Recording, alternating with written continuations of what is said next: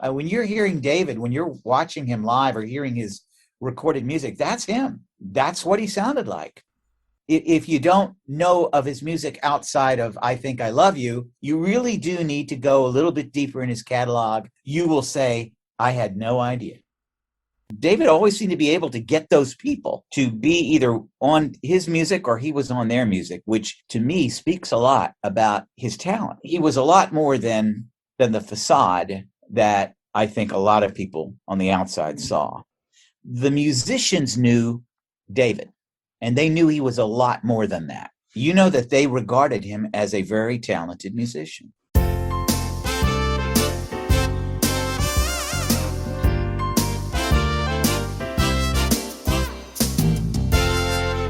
This is the David Cassidy Connections podcast with your host, Louise Poynton.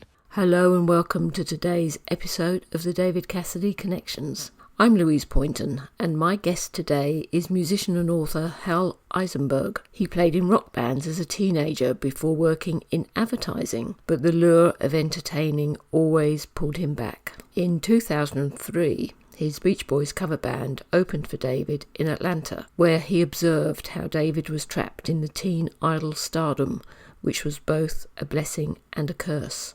In our conversation, Hal offers his analysis of the price of fame so often paid, why he believes David's talent as a singer has been unrecognised for too long, and what needs to be done to validate what he describes as his immense talent. We talk about the influence on Hal's career from his heroes, Felix, Cavaliere and Eric Carmen.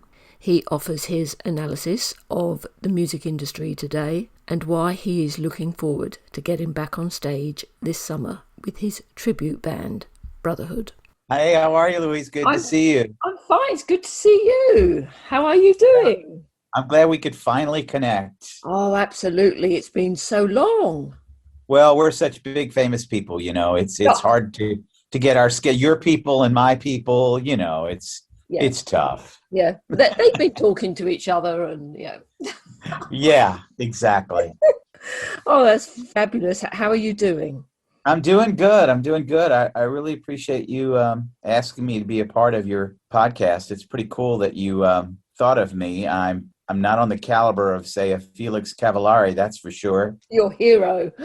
Yeah, he's a cool guy. I got to say, I never met him, but he's a cool guy. This other business that I have with my wife, it's an after-school program, and it's located in schools. And anyway, one of the parents I was talking to at the end of the day, and we got on talking about music. I don't remember why. And he said, yeah, my uncle's in the music business. And I said, really? I said, what does he do? He says, well, he was a writer and singer in a band called the Rascals. I said, what? I said, who's your uncle? He says, Felix Cavaliere. I said, oh my God, you're kidding. He said, no, he comes in every once in a while. You know, we go out to Italian meal and he complains that that meal's not really Italian and that we don't know what Italian is and good cooking and all that. I said, you know, if he ever comes back in town, if you just call me, if I could just talk to him, you know, it's like, oh, he's just, you know, Uncle Felix to everybody, but you know, I'll ask. Never happened, of course, but that's pretty cool. Yeah, I don't think they realize how much knowledge they have about the industry and their experiences. A lot of these people, like David, who got their start as a teen idol because that's where they were positioned, and then for the rest of their lives fought that what people perceive, the perception of them versus who they really felt they were. Must have been extremely frustrating. When I was about 8 or 9 years old, I had a cousin who was a teenager at the time. This is probably 62, 63. And she was just the biggest Bobby Rydell fan. She everywhere she went, her walls had his posters all over it. She played nothing but his music. And I distinctly remember as a little kid, she would play his music and she'd scream. Because, you know, she'd scream. And my uncle, her father, would get so mad at her. And he'd pull the needle off the record and said, that's enough. You've listened to it 30 times. That's enough. He says, oh, but Bobby Rydell, he's so dreamy. And it would just go on forever.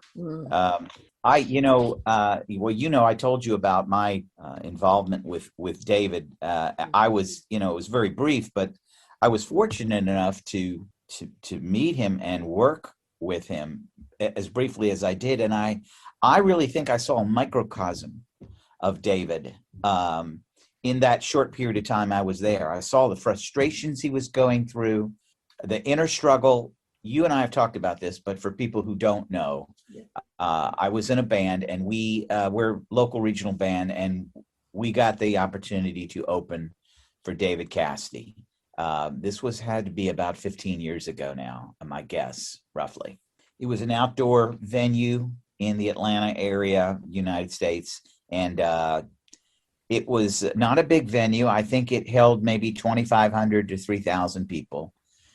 And we got there in the afternoon to do a sound check.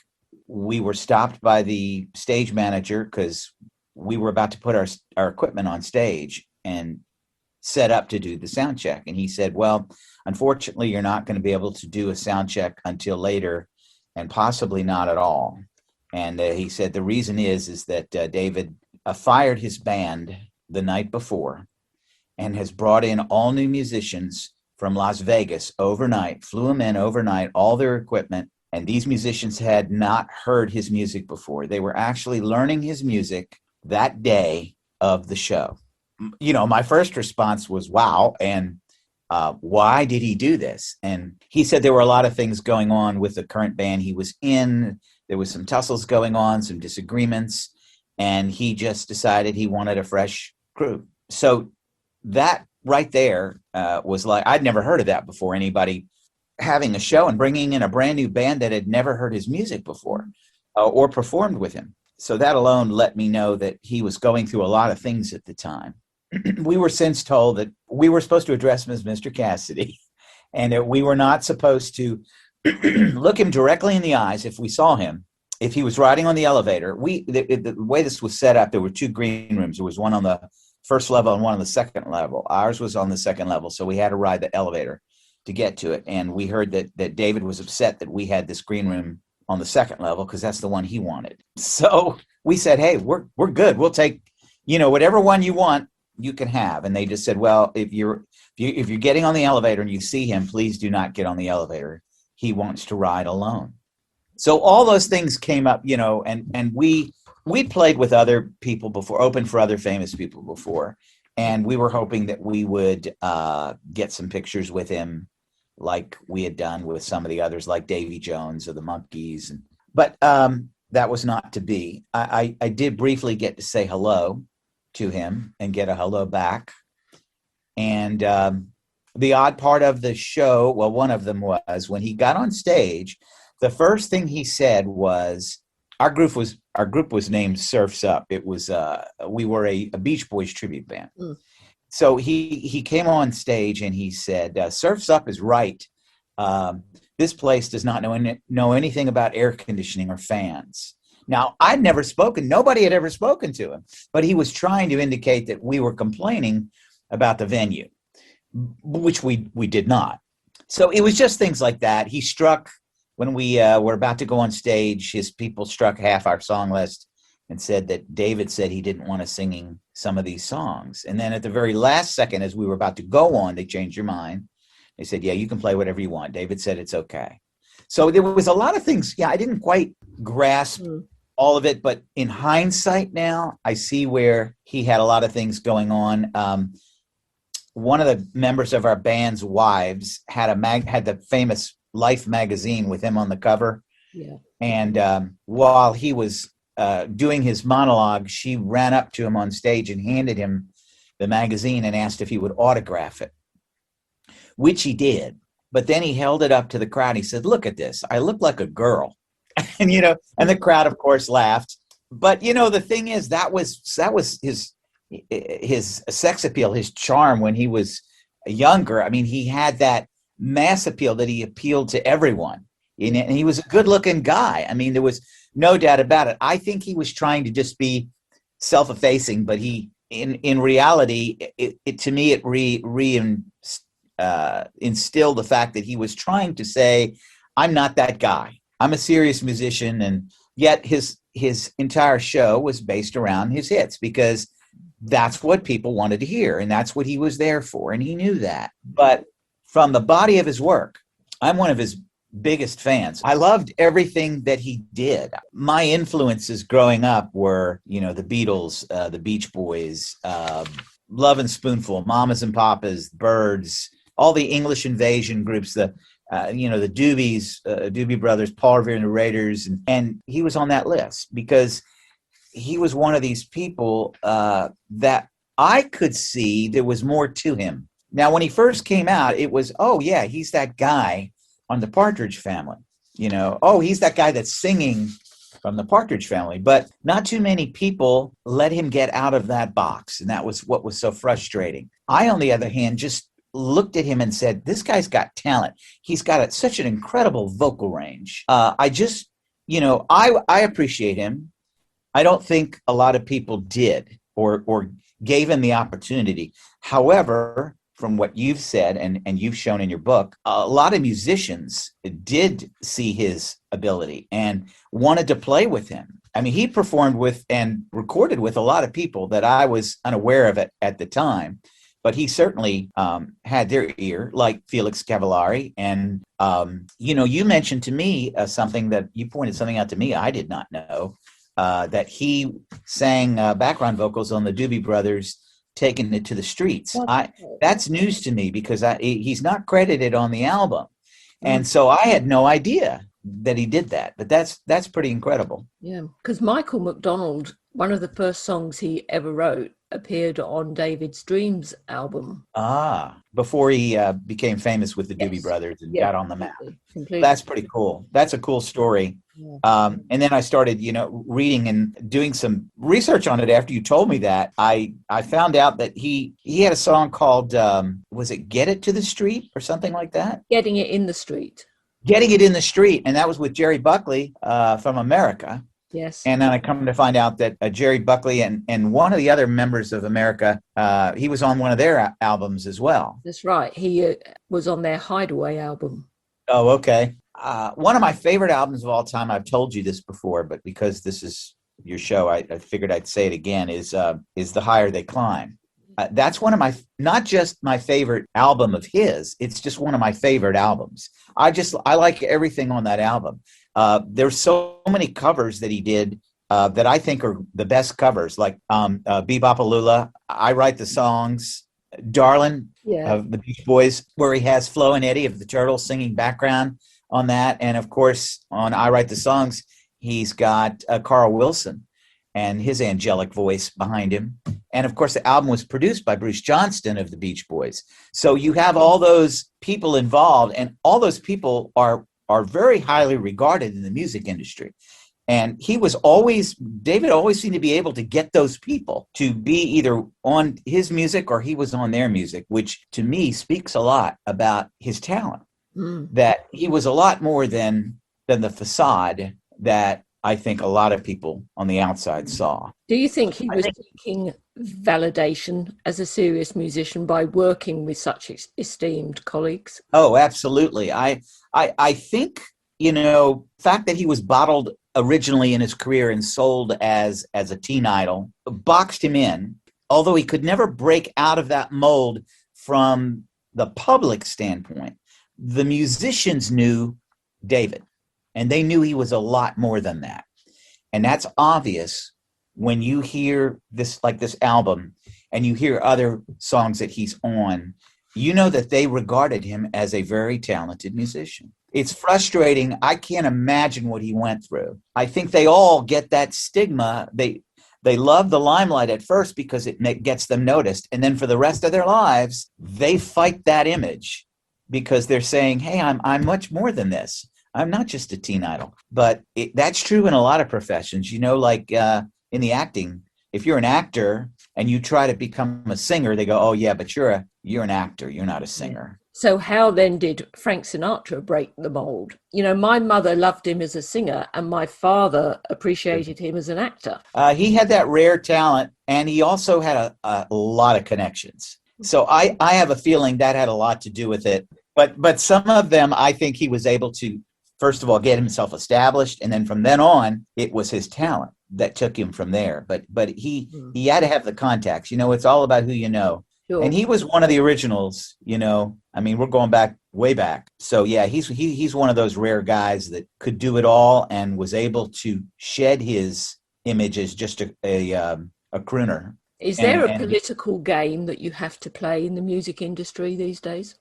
Geez, the music industry is so different. I mean, I only know it from my standpoint, and I'm really on the outer edge. But the state of music today, it's interesting because a hit today is mostly driven by the internet. It's all driven by a short attention spans, and because of that, the beauty of it is anybody can be famous. Andy Warhol once said, or it's been paraphrased by him, that everyone will be famous for 15 minutes. And it truly fits in today's world of YouTube and TikTok. All you have to do is get on there and you can all of a sudden garnish thousands of fans. The problem is, even if your music is great, they don't have the music machine anymore the way it used to be, where the label would be behind you and be able to promote you, because nobody buys music anymore. I mean, for the most part, it's all on Spotify or it's all on Sirius XM. I heard an interesting story recently about a guy, a famous writer, songwriter, musician, who was recognized by having 1 million streams on Spotify last year for one song, one of his songs. And you know how much he made? $38. All he made for 1,000 streams. And that's the problem with the music industry today. The money can't be made with the music. It has to be made somewhere else, and that's usually touring. And thanks to what happened with COVID, they can't even do that anymore. At least they couldn't for the last year. It's just starting to thaw. So in answer to your question, yes, there's always politics involved. In the old days, there was a lot of moolah and cash under the table to get your records played on the radio. Those days are gone because it's all automated now, and it's all done by science and tracking to see which songs they think are going to be a hit. And the problem is most of these people are like comets. They're shooting stars. They don't last long at all because of the attention span of the public, and there's so much coming at you all the time. There's not enough time for an artist to establish. The ones that do, it's so rare. You can count on your hands how many artists today are recognized musicians, because they are so many that aren't. And most of them that are were able to pre-establish themselves before today's world. Right. Nowadays, if you get famous, like a Billie Eilish, for example, the trick is going to be how to hold on to that fame, because it's all about image as well as the way you look, as well as the way you sound and your talent. That's my opinion anyway. I mean, and at least the musicians of the old days had the ability to record a song, promote the album, and then go on tour. Now it's just go on tour and hope somebody buys your music, and doesn't stream it for a nickel, Yeah. I just wanted to take you back to when a few minutes ago when you spoke about The Higher They Climb. Did you see that as a concept album and that David was trying to put a message out there? I did. I think it was David's idea. First of all, if you see the album cover, it's like him grasping for a star. He's like floating in the air and about to come down. And I think that's what metaphorically he was saying is, I was up there, I was a rock and roll star, and now look at me, and this is my life. So I do think a lot of it was autobiographical. And do you think it was a message to those who followed in his footsteps? Beware of what you wish for. Yeah, very well. That's very well put. I do think that he might have been sending a message out to the future teen idols that be careful what you wish for, because this is what happened to me and the box I'm in. Yeah. It's funny though, to me, it's kind of ironic, at least in my mind, that the album that he did that points that irony out is also, to me, the album that shows how diversified he was. His vocals on a lot of those songs outshine some of the originals. His his styling is David. You can tell when you hear David Cassidy. You can tell when you hear his music. It's very identifiable. His voice is very identifiable. So in all his frustration throughout his life, which drove him to the demons that he had, the reality is he did establish himself. He was a talented artist. And how sad it is and how typical it is that a musician of his stature only becomes recognized after you're gone. You know, that happens so many times because people actually take the time to stop and say, well, what did he do in his life? Oh, I didn't know he did that. Oh, he sang with that person. He recorded with, oh, I didn't know that. And that's when you unfortunately get the recognition. It happens to a lot of them, unfortunately. You mentioned about at the concert where you were opening for him, how he looked at the cover of the Life magazine, you know, and said, oh, I look like a girl. And he often said, oh, doesn't she look pretty? Do you think that for many stars like him who have been the most popular person on the planet, the center of a young teenage girl's fantasy, let's not forget for young men, he was the person they wanted to be. He helped give them their identity. But Right. Is it right for people like him and others before him and since, by saying that about themselves, are they really being quite offensive to their fans because that is the image that a young girl fell in love with? Who is it for them to make a judgment call that they can easily dismiss the type of person they were because of the way they looked? The songs and him and the image really mattered. From the grown woman who was a young girl at the time that idolized him, she sees that as, you know, almost like an insult to her, you know. But I also, what I see is the inner demon of the artist. That's David. I see David fighting with himself. When he says something like that, it's his way of saying, I'm not that guy. I might have been that guy, but I'm not that guy. I don't want to be that guy. And damn it, I am still that guy because everybody knows me as that guy. It's just to me, it's a frustration, a self-effacing way of recognizing the fame, being angered that he's famous for being the teen idol, but at the same time realizing that's why you were able to make it in the industry to start with. I see both points of view. I see where the young girl who's now a grown woman would say, well, that's not very nice of him to say because, you know, I idolized him. I love the way he looked. I didn't think he looked like a girl. I think he looked, you know, very handsome.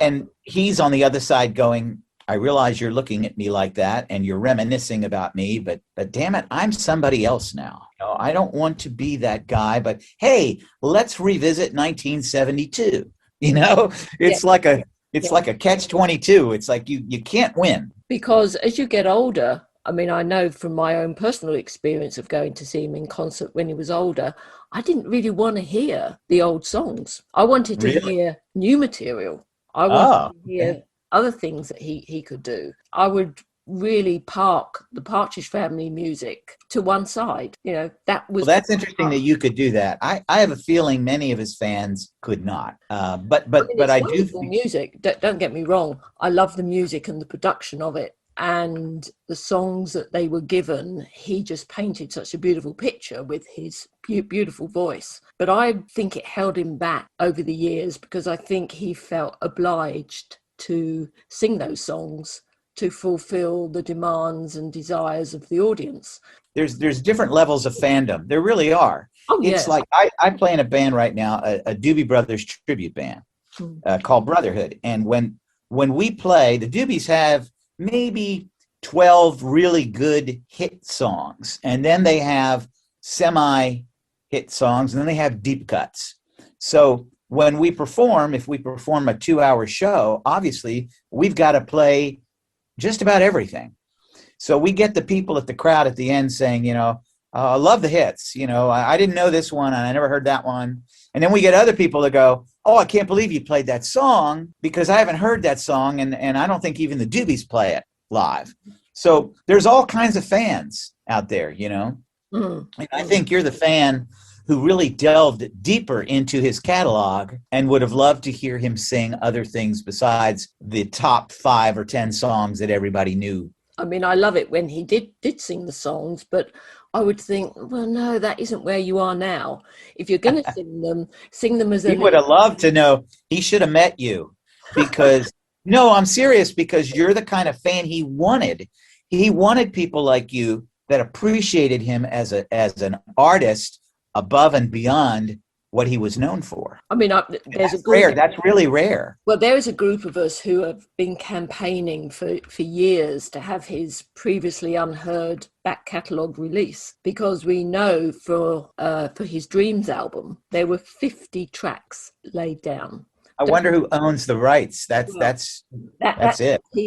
Key to everything. But there will be so much that was put down in the studio with the Partridge Family alone, different versions, alternate versions, songs that have never been released. The David Cassidy Connections with Louise Poynton. Cherish the legacy. You were able to get this fantastic book together. I mean, it is, I mean, if you're listening to this and you have not purchased Louise Poynton's book, Cherish, A Legacy of Love, you've got to get this book. It is beyond what you think it is. Your first thought is, oh, it's just a little book about David and in his past and, some reminiscing. It is so much more than that. It's a coffee table book because it's so beautiful for start with. The colors and the pictures and it's incredible. Put me on your PR team. I think that you should definitely get out and buy that book. Bless you, Hal. No, really, it's really something else. I've seen other books, dedicated or written about other artists, but I don't think I've ever seen anything that in depth or that beautiful visually to look at. I mean, that's what really makes the book is the colors you chose. I remember you on Facebook, you showed like step by step in different segments of how you went about choosing it. And it's just a very eye-catching, and it's the kind of book you can pick up. You don't have to read it from A to Z. You can pick it up and just open it in the middle and find something interesting. Yeah. That's what, to me, makes a good book. Yeah. And it's perfect for you people that have short attention spans who just want to read like one page and then close the book and come back and read another page. That's right. Perfect. Because every time you come back to it, you will read something new, something exactly. Different. And you're going to open it up and you're going to say, I had no idea that artist worked with David. Yeah. Or, wow, what a cool story about this person's experience with him and how they met him. And it's just great. Do you have any idea that it would take you this trip that you've been on when you first started to do this book? No. Did you have any idea? Not at all. I started looking at the book in 2014, never for one moment thinking David wouldn't be here. And I remember saying to one of my friends, if he was to read this, it might save him. I agree with that. There's a lot more substance to him as a singer, as an actor, as a songwriter. He would have loved your book. He would have loved your book. It's a great book. It turned into a celebration of his life. And it is. It's a labor of love from you. And I honestly think that book itself kind of unites all the David Cassidy fans. If you're a casual fan or if you're a deep fan that goes much more into his catalog, and you're going to appreciate this book regardless. I think I'll bet David's up there right now smiling down at you because of the work you put into this book, because it really does encapsulate all that he was, from the casual fan to the deep fan to the musicians who admired him and worked with him. It's all there in that book. Thank you very much, Hal. Thank you. Oh, absolutely. You're making me blush. I will always toot your horn because I was truly taken back when I got my copy. I did not expect it to be as in-depth and as beautiful as it is. And I hope you do more. I hope you do some other artists. I don't know if you'll have the passion that you had or have for David, but if you ever do any others, I want to know about it because I think it's really cool. I'm not the only one who's written books, because you've written a book as well, haven't you? Yeah. Overnight Sensation. I did. Can you talk us through where the idea and the characters came from for it? Give us a brief Sure. synopsis of what it's about. Well, briefly, it's about a 15-year-old boy who one day is cleaning out his basement because his parents made him, and he stumbles on an old box of pictures and paper, and one of the pictures is a rock band from the 70s. It's obviously they got the long hair and they're posing, and he realizes that one of the guys in the band is his dad, and his dad never talked about this part of his life. So he confronts his dad about the picture, and his dad begrudgingly tells him about the fact that he was in a band that was one of these near famous bands. They ended up touring with a couple of big stars of the day like Aerosmith, and they had a minor hit or two. Then he trails off. He doesn't want to talk about it. So the 15-year-old boy, Jonah, he convinces his dad to put the band back together just for fun. They record a song in their basement, and he takes the song and sends it to some friends and doesn't tell them it's his dad, and says, hey, what do you think about this? Well, they think it's pretty cool, and so cool that one of them sends it to a radio station and pretends it's his band. He's just, thinking, or he's not thinking at all. Well, in today's world, all these radio stations are connected all over the world, and this song accidentally gets into a national playlist and becomes an overnight sensation, which is the name of the book. And then for the rest of the book, the boys and the dad try to reconcile why they are letting the lie go on. The boys are doing it because they're just caught up in it and they think it's really cool until it spins way out of control. The father is trying to relive his past and rectify things that made him get out of the music business to start with. So that's basically what it is. Now, how I got the idea, I've been in bands all my life. I told you I was in a Doobie Brothers tribute band now, but I've been playing since I was about 15 years old. And I have two boys who are now in their 20s. But back in the day, I would read to them. Their rooms were across the hall from each other. So I would sit in a chair between their rooms when they were little and read books to them so they would go to sleep. I must have read 1,000 books to them over the years. And I was in advertising. I wrote and produced radio and television commercials. And so I did that all the time. And I thought, I could write this. I could write better than this. And I thought it would be so easy to write young adult novel. And it was the hardest thing I ever did. It took me 7 years and 5 rewrites and finally got it out.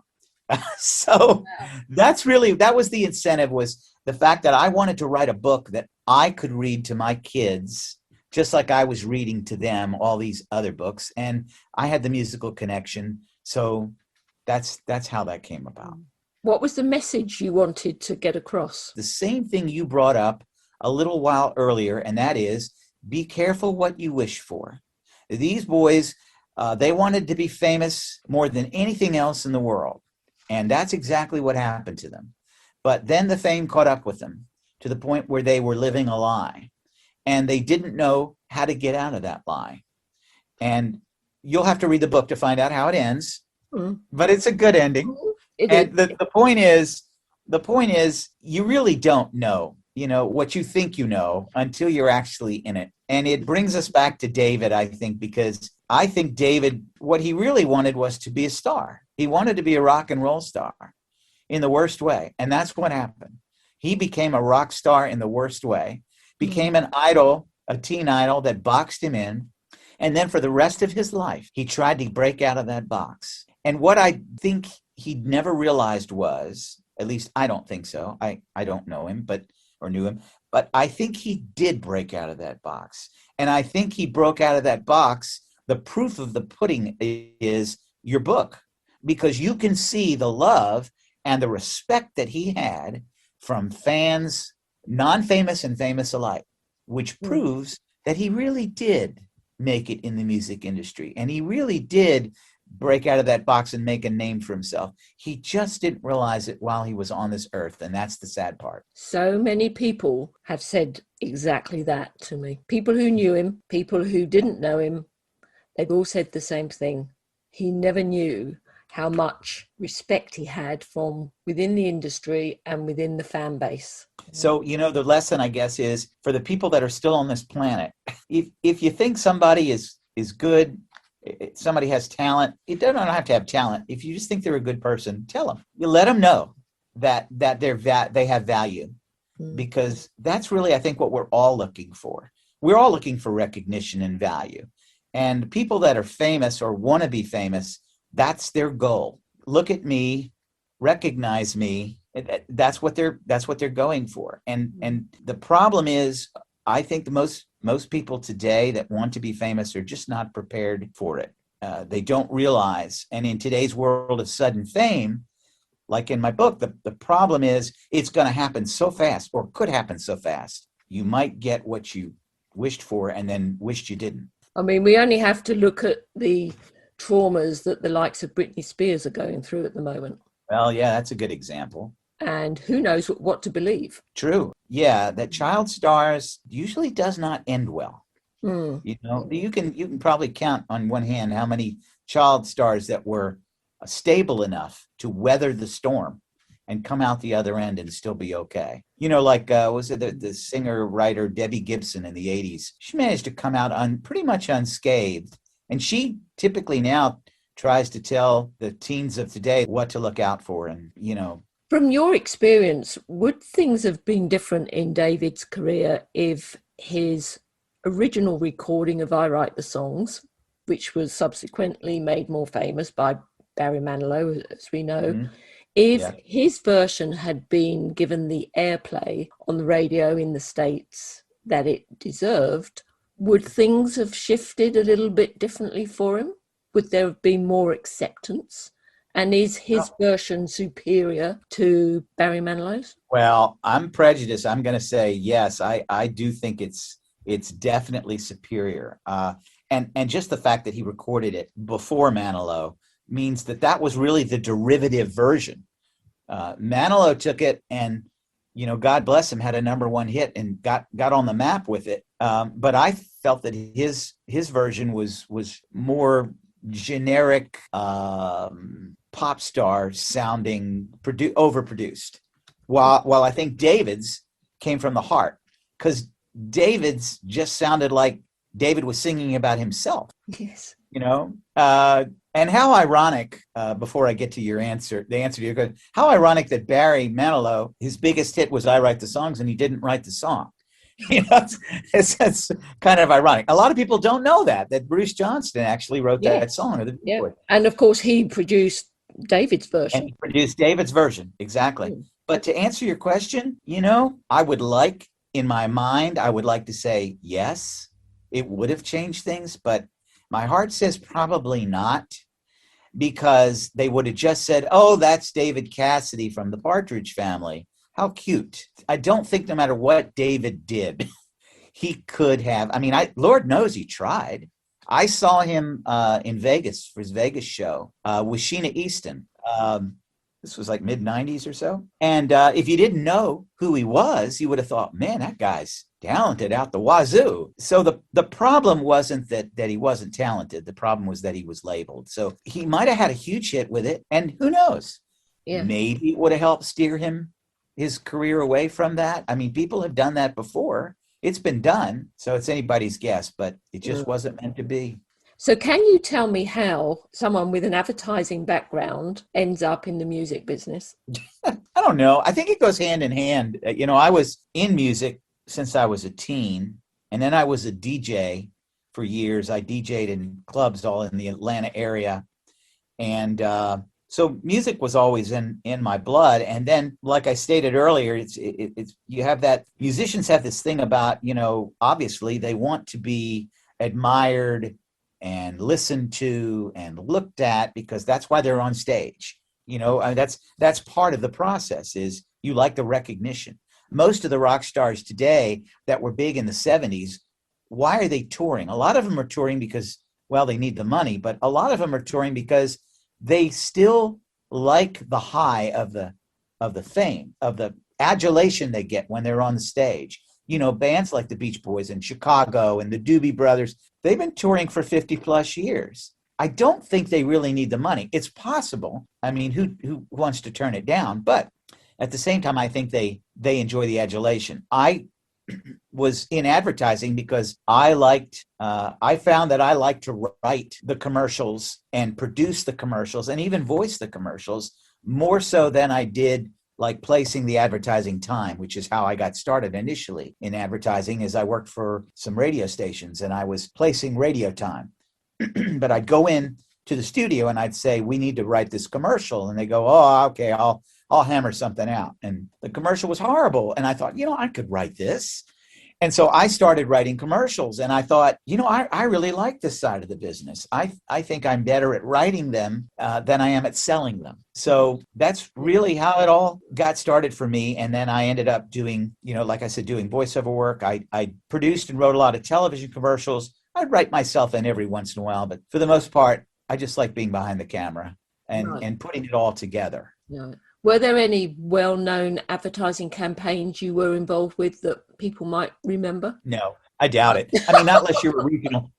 If you're regional in the Southeast, maybe. The budgets that I had to work with were small, so I couldn't get any of the A-listers. But one of the last ones I did, a commercial series I did, was for Comcast, which is, I don't know if you're familiar with Comcast, but they had this mega agency in New York. They would produce these commercials for like $2 million, $3 million, but they didn't apply to the Southeast. So the agency that ran it in the Southeast would hire me, and they would say, we want you to take this $2 million commercial and produce it for $250,000.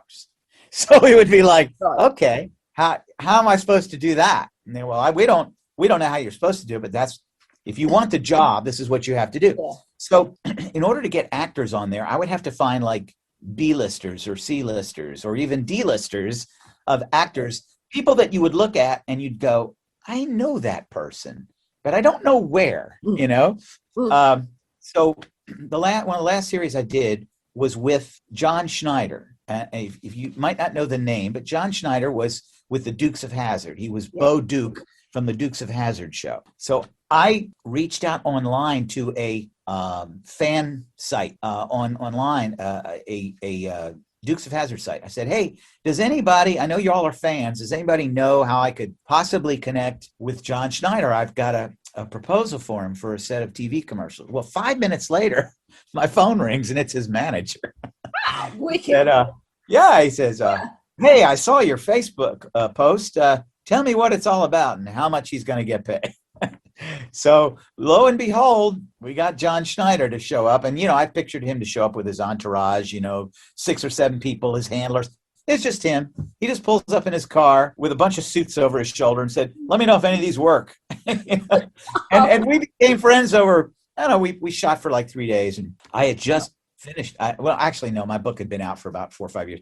But I showed him my book and said, I would love for you to be, I want to make this either a made-for-TV or a movie. So he was reading through it and he said, I'd love to do this. He said, but I'm doing this and I'm doing that and I'm doing this. And said, but maybe, down the road. And he suggested some other people that could also be in the movie. But of course it never happened, but it was fun working with him. But yeah, as far as, big time national, most of the stuff I did was regional commercial work. When did you start writing songs? I actually started back in the early 80s writing. And I think it's like most writers, at least, well, guys and girls. I mean, look at Taylor Swift. You write when you have a broken heart or somebody does you wrong, or you are pining for somebody who doesn't pay you attention. That's a real good impetus to write a song. And one of the first songs I wrote was called It's a Mystery. It got regional airplay. It got on radio stations in the Atlanta area, but it didn't break out. But it was written about a girl that I had wanted to date and had gone out with a couple of times, and now she was with somebody else. And the whole thing was about being, I'm in love, I'm not in love, I hate you, I love you, you're a mystery, that kind of thing. Right. And the cool thing about it was I wrote that song in 82, and flash forward to about 2-3 years ago, I went into the studio in Nashville. Once a year I go into the studio in Nashville. My son lives in Nashville. He's a drummer, and thanks to me, I corrupted him at an early age. And he's also in the music industry. He worked for ASCAP. And my youngest son, plays trombone. My wife plays keyboard. So once a year we go into Nashville and I'll take 4 or 5 songs of my favorites, usually from the 70s, And we'll go in with them, my family, and about 7 musicians that are all my oldest son's age. They're all in their mid-20s. And all these songs are songs they've never heard of before. It's kind of funny. I grew up listening to this stuff, but they're so good at their instrument. They all majored in their instruments. We've got horns and strings, and we've got keyboards and background vocals. And it's just fun to go in there and do that. So that song, It's a Mystery, we went in and I cut it again from the 1982. I brought it to this millennium, got horns behind it, and it was just fun to do. And what a complete circle I made.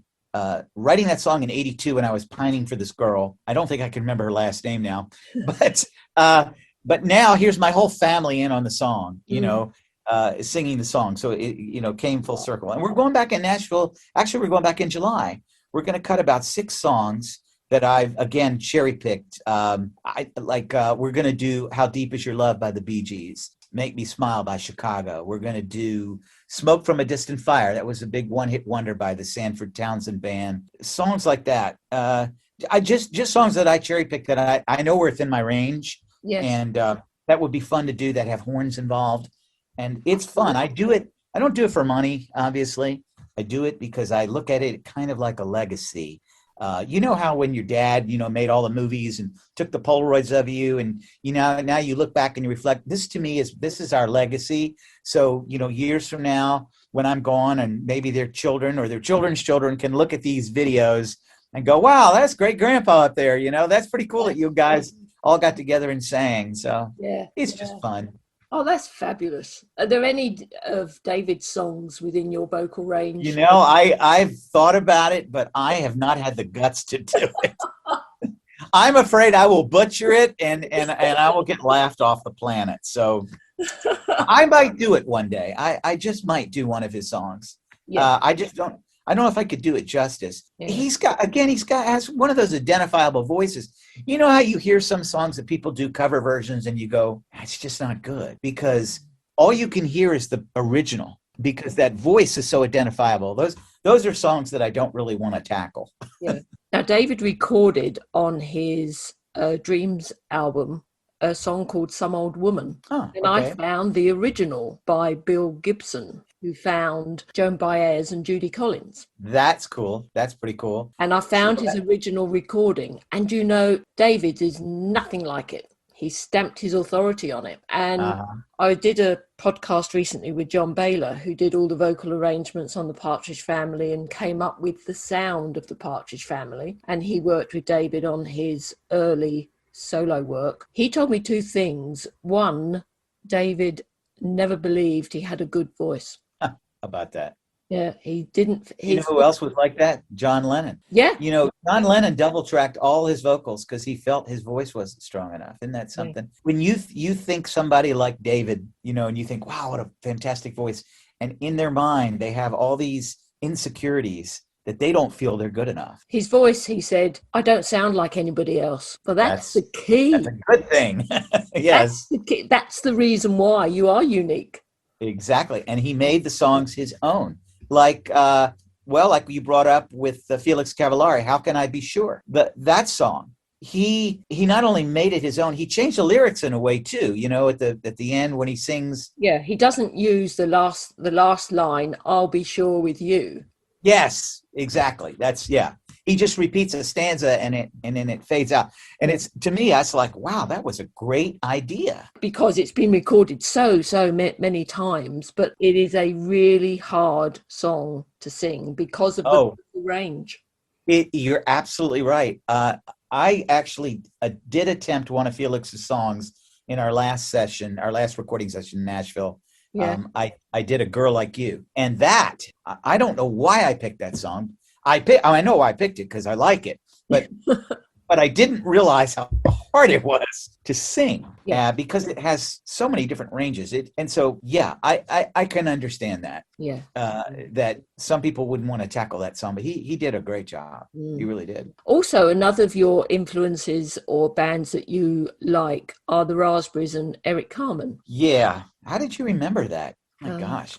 I'm a huge Raspberries fan. Yeah. And of course, when you say that, what you really mean, in essence, is you're a huge Eric Carmen fan, because Eric wrote Yes. 95% of their songs. Yeah.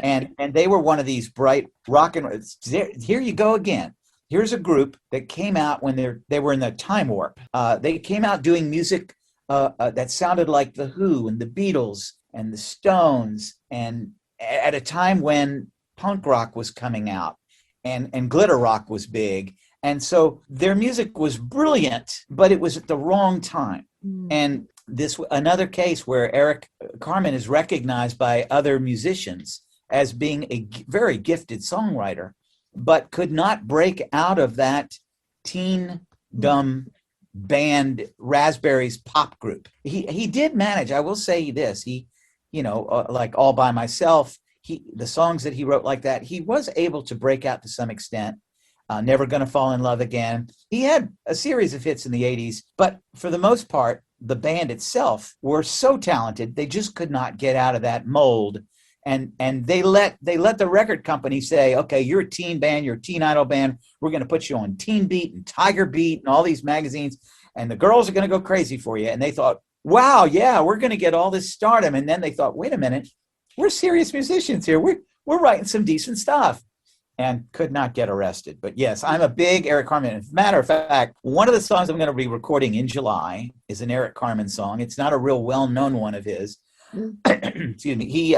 It's called "It Hurts Too Much." Oh, and are you familiar with that song? Yeah. It's got a lot of orchestra arrangement in it. It's very Phil Spector-ish, a lot of reverb and castanets and background vocal. I mean, it's a really big sound. So I thought, what the heck? I'm going to do it. I don't think anyone's ever covered this song. So I thought, okay, I'm going to take a stab at it. And if it sucks, I just won't release it. But my goal is to record it and then try to get Eric's attention and just say, hey, I did this because I like your music so much. And, recently, as of about a week ago, one of the songs I cut the last time in Nashville was a song by a group called Player. And it was their second hit. They had their first hit was Baby Come Back. Yeah. And that was a #1 hit in 1977, 78. Then they had a follow-up hit, which was a top 10 hit called This Time I'm in It for Love. Mm-hmm. So I recorded that version. We went in and cut that, and every time I do music in Nashville, we also video. So we do a video to go with it, because you have to do that nowadays, Yeah. And put it on YouTube, and I put it on my Facebook page about 3 weeks ago. It's been out for, I think, 2019 I cut it. All of a sudden, I get this message from a guy, and he says, I just want to let you know I really liked your version. I always, if somebody takes the time out to tell me that, I always go back to him and say, thank you so much. I really appreciate that. So I did. And he came back to me and goes, oh, yeah, and by the way, I wrote it. And so I went, what? So I immediately wrote him back, and I said, oh, I that really means a lot to me now that you not only like it, but that you wrote the song. He said, yeah, as a matter of fact, I played it for my co-writing partner, who also wrote the song, and he thought you did a really good job. So I was just, to the moon on that. To me, that's the ultimate compliment. If the guy who wrote the song tells you that he likes your version. Absolutely. Yeah. You mentioned about idols just now, and how Eric Carmen and the Raspberries, found it difficult to break free of that image that had been planted on them. Peter Frampton managed it. Yeah. You see, I can remember him in 1968 when he was the face of 68. He was in the Herd, and they plastered his face, this pretty boy, all over the teen magazines, and he hated it. And yet, when Frampton Comes Alive is released, transformed in that one instant. Yeah. I didn't know him as a singular player. I didn't know anything about the teen part before that. I didn't find him until Humble Pie. Right. And then after that, of course, Frampton Comes Alive, which to me goes down in the history as an anomaly to itself. The fact that a live album of music nobody had ever heard of, or it really, I mean, he did put the music out before the live album, but it wasn't until the live album that everybody heard it. Yeah. And the live album became so huge, blew him away. He was shocked. When I grew up listening to the Beatles, I thought every person from England talked like that. I thought they all had the Liverpudlian accent. And I remember once way back in my youth, I worked at a jewelry store, and I had this English woman as a customer, and I thought I was being complimentary. And after the sale, I said, by the way, I love your accent. And she looked at me and she said, my dear boy, you are the one with the accent. I am speaking correctly. And I never forgot that. But, well, you're probably right. You're speaking the Queen's English. I'm just speaking English. Just to finish up here, have you got some dates lined up for any forthcoming shows with your tribute bands? Wow, you're throwing me a curve. I do. It's all, only if you're in the Southeast area, specifically in the Atlanta area. But yes, we're playing about 6 shows. Let's see. Our next show is May 22nd at the beautiful Gem Theater in beautiful Calhoun, Georgia. These theaters that now have live music for bands like ours are all these renovated theaters from the 40s and 50s. They're gorgeous. They have the crushed floor seats and the draping, and it's really, they're beautiful places. So yeah, we're playing there. We're doing a really cool show in July. Is it July? Yes. I can't remember the date. I think it's July 3rd. It's at the Innovations Amphitheater, which is in a city called Winder, Georgia. That's an outdoor amphitheater. It holds around 2,000 people, and we're doing a double show with another tribute band that is a Rolling Stones tribute band. So I always say, if you've ever wanted to see the Rolling Stones and the Doobie Brothers in the same show, this is the place to be. So yeah, we pretty much play pretty regular now, and now that the COVID is starting to get past us, we're starting to get booked for a lot more shows. So we're on Facebook. It's called Brotherhood. The band is called Brotherhood. And so if you're into the Doobies and you want to check us out, if you go to our Facebook page, you'll see all the dates that we're playing the upcoming shows. Now, I appreciate you mentioning that. Perfect plug. Check is in the mail. What should people listen to in an attempt to understand the genius of David Cassidy? That's a good question. My first initial response is to say, just Google him, YouTube him, listen to anything. There's so much that's out there. His live music, his live shows really capture his essence, I think, more so than some of his recorded material, because you get to actually hear him for who he is. A lot of artists today, they're putting all kinds of stuff on their vocals. Very rarely do you hear anything that is not auto-tuned today, at least a little bit. But back then, they didn't have that stuff. When you're hearing David, when you're watching him live or hearing his recorded music, that's him. That's what he sounded like. No auto-tune going on there. And for a guy who felt insecure about his voice, you'll be blown away. If you don't know of his music outside of I Think I Love You, you really do need to go a little bit deeper in his catalog. And of course, my favorite again is The Higher They Climb, The Harder They Fall. If you listen to that, you're going to hear a little bit of everything that David did, from rock and roll to ballad, and everything in between. It really shows his range, I think, to the point where you will say, I had no idea. Where do you rate him in the history of American music? Where do I rank him? Yes. Oh, it's tough. I don't know if I've necessarily put a mark on it, but I would say he is definitely an artist to be reckoned with. When you think of the music of the 70s and the 80s, it is hard not to, if you are a music aficionado, it's hard not to put him in with all the greats. It's unfortunate that he's not being thought that way. Probably won't ever get into the Rock and Roll Hall of Fame, although that would be great. But then again, look at all the artists that aren't in the Rock and Roll Hall of Fame yet that should be. But that being aside, I'd say that if you're a deeper music fan than the casual fan, you owe it to yourself to give his music a listen outside of what you know of him. It will make you smile because you won't realize what he brought to the table until you listen to it. I think that's a perfect accolade. Thank you, Louise. Thank you so much for having me on. I really appreciate it. And one last thing, if you're listening to this, buy Louise Poynton's book. I'm not kidding. Buy Cherish. You will not regret it. Thank you very much. You're welcome. Thank you, Louise. It's been a pleasure. Been a pleasure. Hope to talk with you again real soon. You take care of yourself. You Huh? too. Okay. See you soon. See you soon. Bye. Bye.